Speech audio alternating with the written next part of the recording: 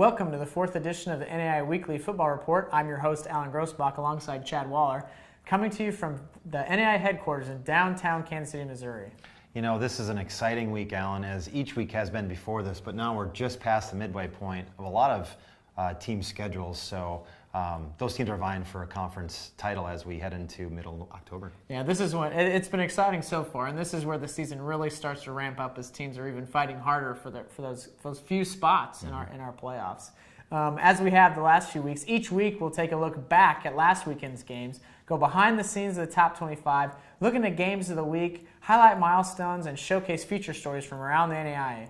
We kick off today's show looking back at some key games from last weekend. You know, and there's no better place to start than with last week's NAIA Football Game of the Week, and that was a top 5 battle between number 4 Grandview and number 3 St. Xavier, and that was the first ever meeting between these two teams. Wow. Grandview proved the dominant side throughout the game, forcing 6 St. Xavier turnovers en route to a blowout win, 48-21, in the two teams' Mid-States Football Association Midwest League opener.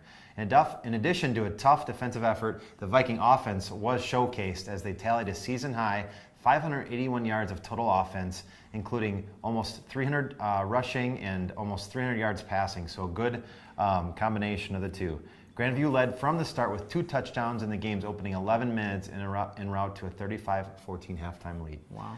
The win gives Grandview a leg up in a highly contested MSFA Midwest League that features 4 ranked programs in the top 25 this week. You know, as we talked about the last few weeks, the MSFA is always a tough league, and especially that Midwest division. You know, another thing we've talked about the last few weeks has been Grandview quarterback Derek Fulton. Again, he had another great performance for the Vikings. He completed 63% of his throws for 298 yards and 3 touchdowns en route to winning the conference's Offensive Player of the Week this last week. He ranks 9th in the NAIA in total yards with 1,500 through 5 games this season, including more than 1,200 through the air, where he ranks 15th nationally. So you can tell he's really exploded on the national landscape this year. Arguably more important than his ability to throw the ball is his ability to protect the ball, throwing only 1 interception in his last 3 games. And all 3 of those games came against teams that were then ranked in the top 5 of the NAIA, so definitely impressive. Last week, backup quarterback Darian Ballantyne ran for a career-high 107 yards on 17 attempts, while wide receiver Taylor Goebel set a career high with 151 yards receiving. Definitely impressive. And this was, like you said, against the St. Xavier defense. They've got to be ranked in the top 10 nationally in some of those categories. So quite the effort by Fulton and his backup quarterback. It was. It doesn't shock me with the character of the kids we have, but the way we did it and against a powerhouse team like this, our kids went out and totally dominated this football game. It was a fun game. And everybody got to go on this road trip, and pretty much everybody got in the game. And, you know, that's what it's all about. It's all about the kids and the fun. And when you do what we did today, I mean, we made a huge statement on how good our football team is. Now I'm going to turn into the Mid-South Conference and look at number 2 Cumberland's, as they claimed a 52-45 win over number 14 Lindsey Wilson. And this was a battle of 2 unbeatens, Alan, and we talked about it last week. These two teams collided with each other this weekend, but Cumberland's got the best of Lindsey Wilson, as the Patriots' offense was almost unstoppable for the 5th straight week with 420 yards of total offense, including over 300 from their NAIA leading rushing attack. And speaking of the ground attack, All-America tailback Terrence Cobb raced for 153 yards and 2 touchdowns on 23 attempts, and he was the centerpiece again for this offense. Lindsey Wilson overall in offense was slow out of the gate against the Cumberlands, but they proved equally as dominant if you're looking at the numbers, as Lindsey Wilson totaled 530 yards of total offense, 460 through the air. So 2 high-powered offenses going at it. Yeah, one of those games that drives defensive coordinators crazy because they just can't stop them, it seems like. You know, jumping to some of the individuals for Lindsey Wilson, we talked a little bit about Terrence Cobb from Cumberland. There were some pretty impressive performances also for the Blue Raiders, and quarterback Braden Cassep connected with 7 different receivers en route to a career-high 460 yards passing and 5 touchdowns. His wideouts Chris Dobbins and Chase Barnes were his favorite targets, each registering more than 140 yards receiving on the afternoon. So definitely a tremendous performance, you know, spreading the ball around and getting all his receivers involved. For Cumberland's, the win makes him now 3-0 in the Mid-South Conference and definitely gives him a big leg up in that East Division. You know, one thing I ask myself, Alan, is where are these defenses? The defensive coordinators each week got to be going crazy in the film room talking about how their defenses can stop some of these high-powered offenses. You're definitely right. Similar to last week, we did have a few surprises over the weekend with some upsets, and we start in the Mid-South with Faulkner defeating number 5 Georgetown 55-31. Wow. Faulkner set the NAIA single-game high with over 700 yards of total offense, including 503 through the air. And one of the craziest things, looking at the numbers, is that the halftime score was 7-3. Wow. So if you look at it more in depth, 63 third quarter points were scored. I want to know the time of possession on average for each of those drives in the third quarter. It couldn't have been much, that's for sure. You know, transitioning a little farther out west into the Great Plains Athletic Conference, also for the second straight week, Nebraska Wesleyan knocked off a ranked opponents when the Prairie Wolves defeated number 13 Doane 20-19 last Saturday. Nebraska Wesleyan trailed 19-7 heading into the fourth quarter, but scored 13 unanswered points in the final period en route to the win. You know, one thing that was key for Nebraska Wesleyan was their defense, who held Doane, who entered the game averaging more than 400 yards of total offense per game, to only 175, including only 40 passing. So talk about a lockdown defensive effort. We've been focusing a lot on offense so far. There's a little defense for all those defensive coordinators out there. Yeah, I agree with a great defensive effort. Just 1 week after picking up arguably the biggest upset in NAIA football this season with a win against number 3 Carroll, we talk about Eastern Oregon again as they upended number 21 Montana Western 20-0. It's the first shutout for Eastern Oregon since October of 2012. Wow. And we take a look again at Chris McGinnis-Parker, who led the way on the ground for the second straight week with 182 yards rushing on 27 carries. He now owns 3 straight 120-plus yards rushing performance and route to over 600 yards this season. Wow. It doesn't get any easier for Eastern Oregon as the Mountaineers now travel to number 13 Rocky Mountain on Saturday for their third straight top 25 opponent. Yeah, it's really impressive for Eastern Oregon to start the season 0-4, and they're kind of getting into the toughest portion of their year and actually playing their best now. And McGinnis-Parker is definitely a special player, recording back-to-back 180-yard performances, very, very much a key for that offense. You know, and lastly, we look back in the Mid-States Football Association when defending national champion, who's kind of struggled on and off this year, knocked off number 23 Robert Morris 21-19. The Knights' offense outgained Robert Morris 457-250, keyed by running back Tevin Lake, who recorded his third 100-yard performance of the season with 142 yards rushing on a season-high 32 carries. Definitely a big game for Lake, who's been a big game player for them since he's come to the Knights a few years ago. The win snaps the program's first 3-game losing streak since 2007, so definitely a good thing for the Knights to kind of get back on track, especially as they start conference play so they can still make a run at that Mid-East title. And Marion does need Lake to keep stepping up on offense because, like you said, those 3 early season losses knocked them out of the polls. Defending national champion, you know, they got to have some offense to get back into the talk about a conference title. Right, and even if they win the conference title, if they don't climb up into the top 20 teams, they're still not eligible for that automatic berth. So definitely good to see them starting to play well, and they need to keep that rolling if they want to have playoffs in their future. Mm-hmm. So now jumping into the top 25 for this week, let's start again with teams ranked 16-25. For the third straight week, 4 newcomers joined this section, with 21 Trinity International, number 22 Nebraska Wesleyan, number 23 Faulkner, and number 25 St. Francis out of Illinois joining the group. Nebraska Wesleyan, who is 3-2 on the season, is in the poll for the first time since 2009. The Prairie Wolves have won 3 straight, including 2 against ranked opponents, and so pretty impressive swing for the Prairie Wolves after kind of struggling to start the year. The 3 other teams that were kind of highlighted in this section, they were all ranked previously during this season, so it's good to see them kind of playing well and jumping back up in the top 25. Now, after talking about some of the newcomers you just mentioned, Alan, I'm going to look at the block of teams ranked 15 through number 6. And every team within this group, they moved at least 1 spot from this last week in the poll. Highlighting the group is number 10, St. Xavier, and number 12, Georgetown, but kind of in a negative way because they both dropped 7 spots. Due to those 2 losses we mentioned earlier. The fall for Georgetown snaps a streak of 30 straight top 10 mentions, which dates back to 2011. Wow, definitely. It was a surprise for Georgetown, but like we talk about with Georgetown, they're one of those storied programs in the NAIA, so I wouldn't be surprised seeing them getting their momentum again back together here in a few weeks. Mm-hmm.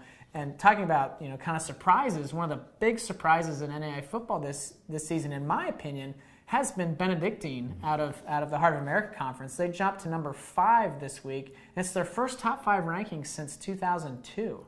The Ravens are an impressive 5-0 on the season, including a 3-0 start to the Heart of America Athletic Conference schedule. We talk about him a lot as well. Quarterback Bill Noonan and tailback Cameron Ford kind of lead the charge for an offense that ranks 6th nationally in total offense per game. So Coach Wilcox really has his Ravens squad clicking on all cylinders on offense. Noonan has thrown for more than 1,500 yards this season, while Ford is averaging 116 yards rushing per game and has 8 rushing touchdowns this season. You know, some of these guys that we keep mentioning and coming up on these broadcasts, I'm expecting to see a couple of these guys in the discussion about Player of the Year as we get closer. It'll be interesting as we move through the season. Yep. And now number 4, St. Francis, I'm going to talk about as they move up 2 spots, number 4. The Cougars rebounded from their loss at Grandview 2 weeks ago with a 28-17 road win at then number 25 Siena Heights. So a good comeback win after getting dismantled by Grandview 2 weeks ago. St. Francis is still without key running back Antoine Campbell, who was sidelined with an injury early in the game against Grandview. And I've got to mention, too, their quarterback, Josh Miller, he also was sidelined, so we have to expect those 2 guys hopefully to come back soon for that struggling offense of St. Francis. You're right, and you never want injuries to plague your team, so we hope those guys get back healthy and kind of get back on the field soon, because that's where all the fun is on the field. It's not fun to stand on the sidelines. Moving up to number 3 this week is Grandview, and that's a program best for the Vikings. They opened the year ranked number 19, and similarly to Benedictine, they're 5-0 on the year and have won 3 straight against ranked teams. Grandview continues the MSFA Midwest portion of its schedule Saturday at Olivet Nazarene. So not a top 25 ranked team, but you definitely don't want to have a letdown against one of these programs as you're vying for that conference crown. Yep, you're right, Alan. And now I'm going to turn our attention to number 2, Cumberland's out of Kentucky, who is one of only 2 teams to hold its position this week. Similarly to Grandview, the Patriots are 5-0 and have been dominant in all 5 of those contests. So they've been on a hot streak here, and we'll look to see how they ride it out. They do have a bye week this weekend. Maybe they need to get some starters back, but they return to action in 2 weeks when they host number 12 Georgetown, who they haven't beaten since 2008. Yeah, that Georgetown. Look out for a game of the week for that one potentially. Those teams always a tough contest, and like you said, Cumberland's hasn't gotten them since 2008. So it'll be interesting to see how those 2 teams match up this season. Continuing its reign at number 1 this year is Morningside. You know, this last weekend they defeated Midland 32-7 in Great Plains Athletic Conference action. So again, rolling through the conference.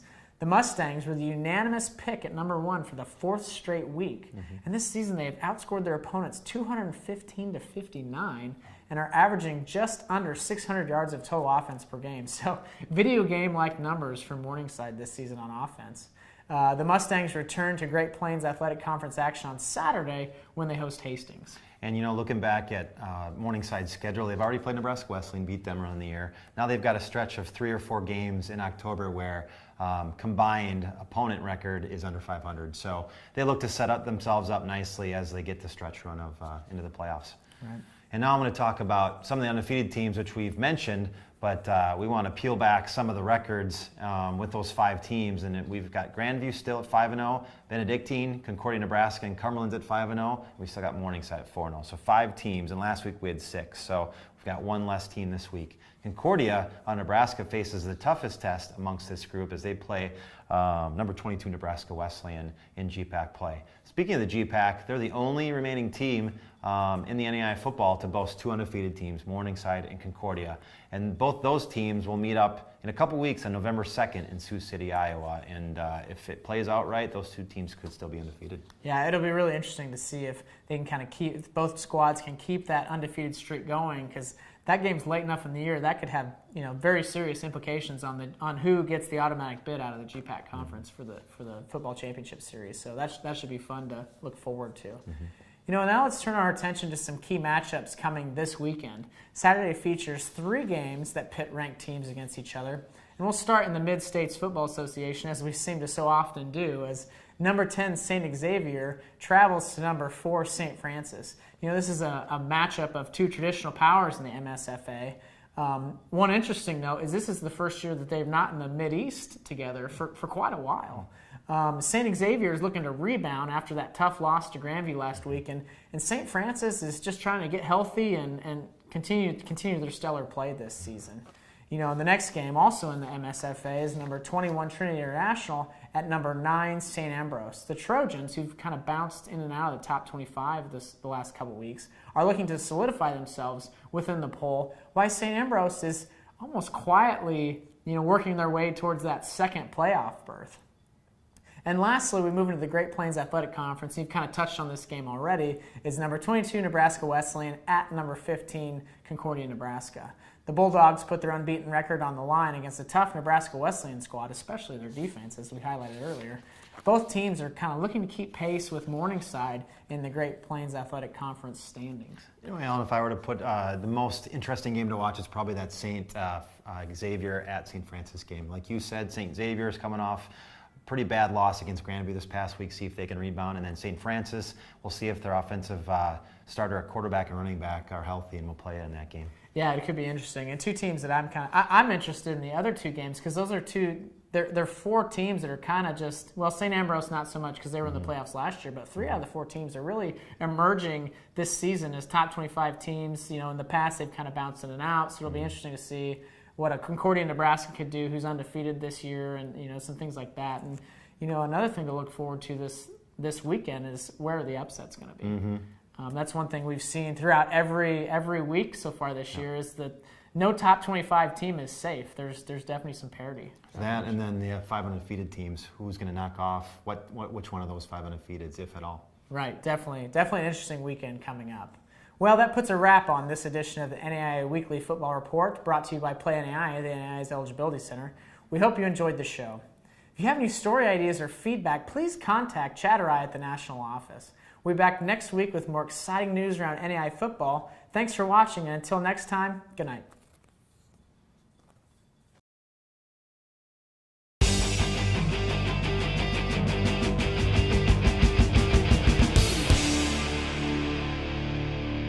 Did you know that of all the students who play sports in high school, about 7 out of 100 will go on to play in college?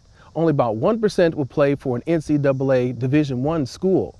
Listen, there are thousands of opportunities to play your sport at smaller 4-year universities that belong to the NAIA, the National Association of Intercollegiate Athletics. Playing at an NAIA school is a great way to earn an athletic scholarship and get an excellent college education. NAIA member schools provide more than 60,000 student athletes with opportunities to play college sports, earn $500 million in scholarships, and compete in 23 national championships. How do you know if you'll be eligible to play in the NAIA? You'll have to have your eligibility determined by the NAIA Eligibility Center. It's easy to register at the website, playnaia.org. The NAIA Eligibility Center is completely separate from the NCAA's clearinghouse. So if you're exploring sports in college, you need to be sure to register with both. NAIA eligibility rules are straightforward.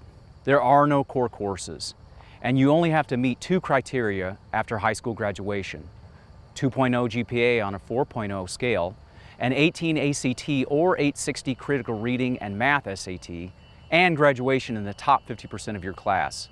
As long as you meet any 2 of these criteria after high school graduation, you're eligible in the NAIA your freshman year. The NAIA Eligibility Center also has options for getting an early eligibility decision before you graduate from high school. Early decisions are great for recruiting because it tells an NAIA coach that you're eligible and ready to start playing immediately when you arrive on campus. You can find out more about early decisions at playnaia.org. So what's another NAIA advantage? Forget what you know about recruiting because the NAIA is different. NAIA recruiting rules don't restrict when or how often you and college coaches can communicate.